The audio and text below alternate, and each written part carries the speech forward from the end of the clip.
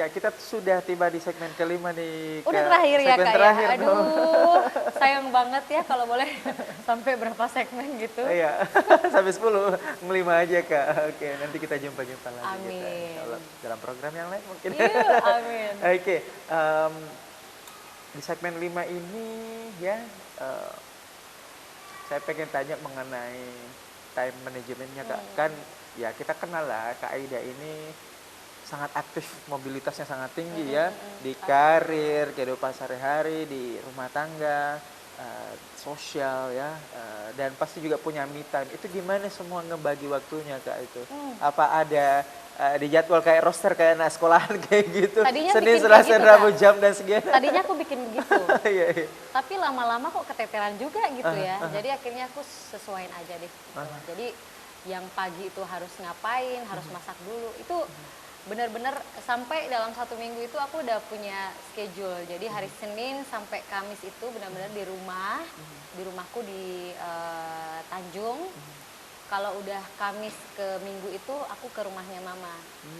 Jadi biar anak-anak juga kan spending time dengan neneknya, dengan tantenya kayak gitu ya.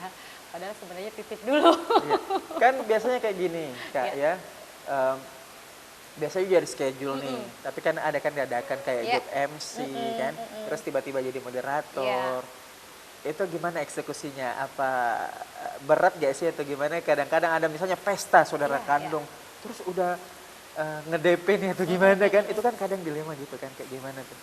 Aku makanya aku dulu nggak kayak gitu ya, tapi alhamdulillah itu tadi aku bilang, alhamdulillahnya aku dapat suami yang benar-benar bukan cuma sebagai partner aja, tapi dia juga sebenarnya sebagai mentor aku. Jadi dia ngajarin nih tentang time management juga, karena kan dia di perhotelan Kak kerjanya. Oh, hospitality ya, pelayanan ya? Hospitality. Dan sangat disiplin ya. Jadi, Selalu selamat datang ya, ya, welcome dan banget ya. soal waktu dia benar-benar nggak boleh telat, kayak gitu. Yang menjadi mentor aku untuk time management juga suamiku gitu loh, bahwa bagaimana sih harus mengurus 4 orang anak ini, jangan sampai kok keteteran, harus seperti ini loh caranya dan lain sebagainya. Terutama soal nggak boleh telat. Aku jujur zaman-zaman dulu itu suka-suka telat juga sih sebenarnya. Aku suka keteteran dengan waktu. Tapi alhamdulillah mungkin dengan karena punya 4 anak, ditambah juga suami yang disiplin soal waktu, itu akhirnya aku ngikut. Berubah, alhamdulillah. Dan aku selalu mikir dengan 4 anak, nggak bisa kita santai-santai sayang. Ngebayangin 1 anak aja gimana keteterannya, apalagi dengan 4 anak. Jadi kalau soal time management, nah tadi soal me time. Sebenarnya nggak ada me time sih Kak, yang ada we time. Yang ada we time.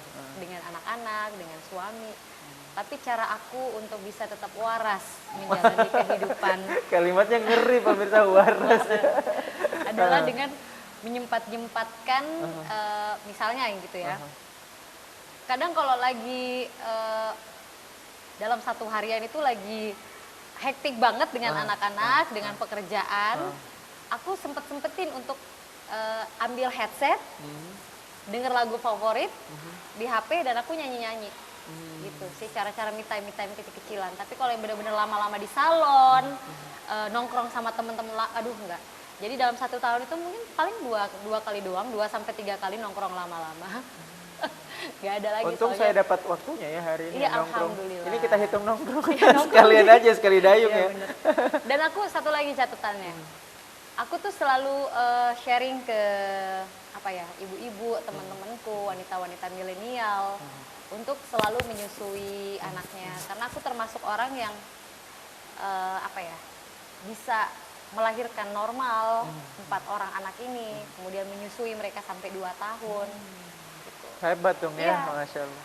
Artinya dalam artian begini loh Kak, melihat fenomena sekarang kan gampang banget ya, kita perempuan-perempuan masa kini itu mengubah lifestyle karena menyediakan banyak sekali fasilitas dan kemudahan yang bisa kita dapetin kan. Betul. Tapi termasuk pengganti ASI ini ya, seperti susu, Support. formula dan sebagainya ya kayak.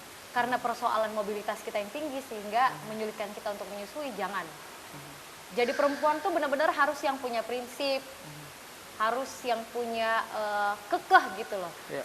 Jadi jangan kekehnya yang salah, tapi kekeh dalam artian pendirian kita itu harus harus punya kita pendirian sebagai seorang perempuan. Karena apa? Karena kita punya anak yang harus kita sesuaiin, karena kan kita punya 4 kodrat nih perempuan.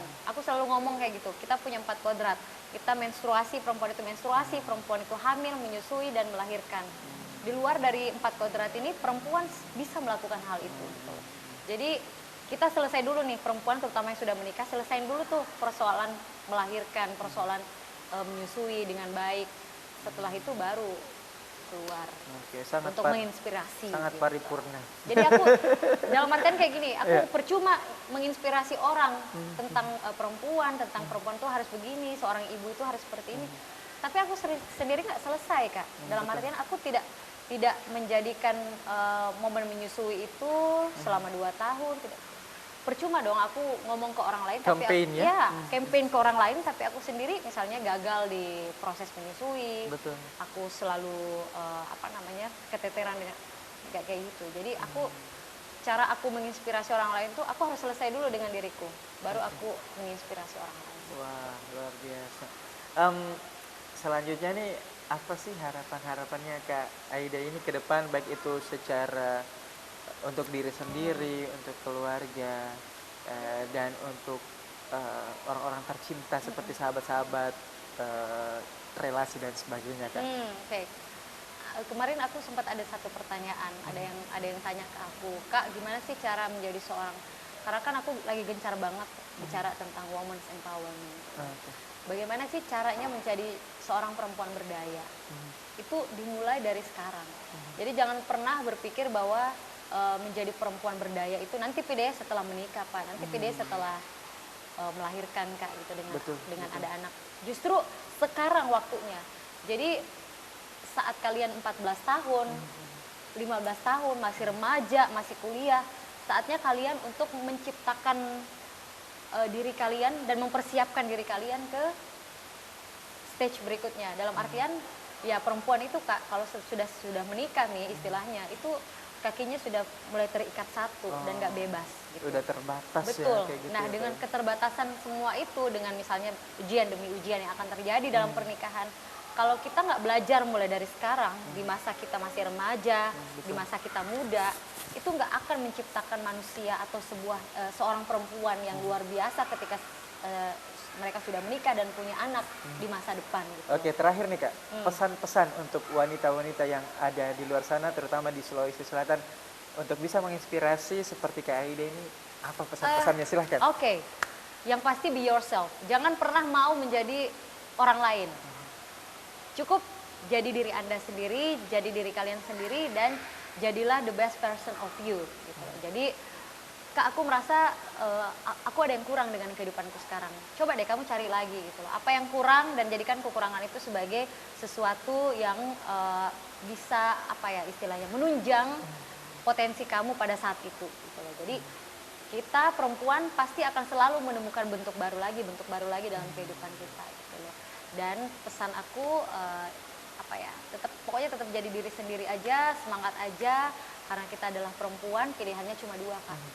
Mau jadi perempuan yang berdaya atau mau jadi perempuan yang diperdaya oleh kemalasan kita sendiri, oleh kekurangan kita sendiri, ataupun oleh orang lain. Wah, luar biasa. Tepuk tangan dulu dong untuk Kak Aida. Masya Allah, paket komplit paripurna. Alhamdulillah, ya? Alhamdulillah. Yang hanya saya bilang tuh, yang saya bisa bilang paket komplit paripurna Kak Aida ini. Oke, terima kasih Kak Aida sudah hadir di Net TV Sosial. Siap-siap di program Bukan Perempuan Biasa. Nah, kita ngobrol-ngobrol lagi habis ini insya Allah ya. Pemirsa, itulah tadi perbincangan saya dengan seorang Aida Gunawan, seorang MC, trainer, content creator, dan masih banyak lagi. Nah, demikian obrolan kami. Saya Ridha Syahril pamit undur diri dan seluruh kerabat kerja juga Net TV Sosial.